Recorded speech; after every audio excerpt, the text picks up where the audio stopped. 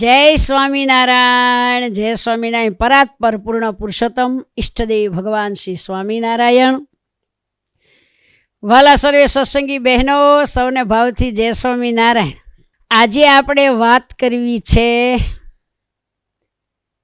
ઘનશ્યામ મહારાજની કે આપણી બાજુ મહારાજ આવ્યા, ખૂબ સત્સંગ કરાવ્યો, પણ ઘનશ્યામ મહારાજ અયોધ્યા છપૈયામાં પણ ઘણા પરચા આપતા, ઘણા ભક્તોની રક્ષા કરતા.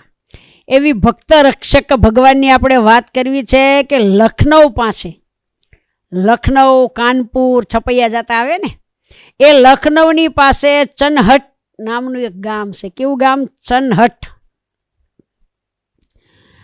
તે ત્યાંના એક ભગવાનભાઈ હતા, એના બાપા દીનાભાઈ. બંને બાપ દીકરો બહુ સારા સત્સંગી, આખો પરિવાર આમ તો સત્સંગી. ને એમાં શ્રાવણ મહિનો, અને શ્રાવણ મહિનામાં હિંડોળા હોય બધે, એટલે આખા પરિવારને એવી ઈચ્છા થઈ કે હાલો ને આપણે છપૈયા જઈએ હિંડોળાના દર્શન કરવા. એટલે હિંડોળાના દર્શન કરવા માટે આખો પરિવાર છોકરા બોકરા લઈ અને પરિવાર સાથે છપૈયા જવા નીકળ્યા. એ પહેલાં અયોધ્યા આવ્યા. આપણું જ્યાં મંદિર છે ત્યાં ધર્મદેવનું ઘર હતું, બરહટ્ટા શાખા નગરમાં. ત્યાં ઉતારો કર્યો. પછી સરજુમાં સ્નાન કરવા ગયા લક્ષ્મણ ઘાટે. તે પછી ત્યાં હરવણું કરાવવા બેઠા. એક ભૂદેવ હતા એ કે તમારે હરવણું કરાવવું જોઈએ. પછી હરવણું કરવા બેઠા ને, તે એનો નાનો દીકરો શંકર પ્રસાદ તે બધા છોકરા સાથે નાતો હતો, આમ શીસરું પાણી. એમાં એ વળી નાતો થોડોક આગો ગયો ને પાણીનો બહુ વેગ, તે તણાઈ ગયો. અહનને બધા દેકારો કરવા માંડ્યા કે હરિશંકર તણાઈ ગયો, હરિશંકર તણાઈ ગયો. હરિશંકરને તો ઓલા શંકર પ્રસાદ તણાણો. એટલે બધા દોડ્યા. તો ઓલા હરવણું કરતાં કરતાં એના બાપને માન ધોડ્યા ને ઓલા વિધિ કરાવડા બ્રાહ્મણ ધોડ્યા ને પાણીમાં બધા ગોતવા માંડ્યા, પણ ઓલો વેગ ને એમાં તણાઈ ગયો. એટલે બધા તો ખૂબ રડવા માંડ્યા અને કલ્પાંત કરવા માંડ્યા અને સ્વામિનારાયણ, કારણ કે બધા ભગવાનના ભગત હતા, માંડ્યા ભગવાનનું સ્મરણ કરવા. ને એની માં રોતા રોતા માંડ્યા પ્રાર્થના કરવા, હે ઘનશ્યામ મહારાજ, હે ઘનશ્યામ મહારાજ, અમે તમારા જન્મસ્થાનમાં દર્શન કરવા આવીએ છીએ હિંડોળાના. અરે અમારે વિઘ્ન ક્યાંથી આવ્યું? હે પ્રભુ તમે દયા કરો, આ મારા દીકરાને બચાવો, મારા દીકરાને બચાવો.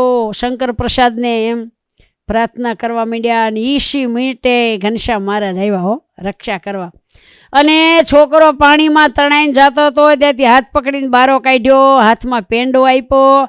અને પછી રામ ઘાટે એક તુલસીદાસજીની સાવણી હતી, એના મહંત હતા રઘુનાથ દાસ. મારે રઘુનાથ દાસને પાસે જઈને કીધું કે આ છોકરાને છે ને તમે લક્ષ્મણ ઘાટે પોગાડી આવો, એની માં ત્યાં રોવે છે. અને આ પાણીમાં તણાઈ જતો તેમ બચાવ્યો. ત્યારે ઓલા રઘુનાથ દાસને બહુ નવાઈ લાગી કે લે આ તો આ ભગવાન આવ્યા. ત્યાં તો તરત ભગવાન અદૃશ્ય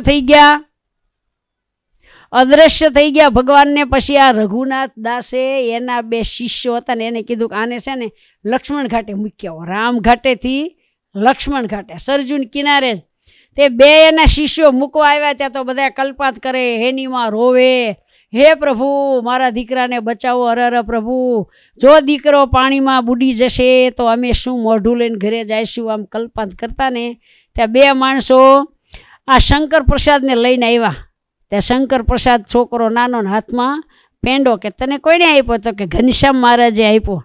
બધાએ તો રાજી થઈ ગયા. ભગવાનનો મોટો પાડ માન્યો. ને એણે કીધું કે અમારા મહંત હતા છાવણીના, એણે કીધું કે માને હોપી આવો. છોકરે બધી વાત કરી માંડી. હું તણાતો તો ભગવાન આવ્યા, મને હાથ પકડીને બહાર કાઢ્યો, મને પેંડો આપ્યો, આ 2 ભાઈઓ મને મૂકવા આવ્યા.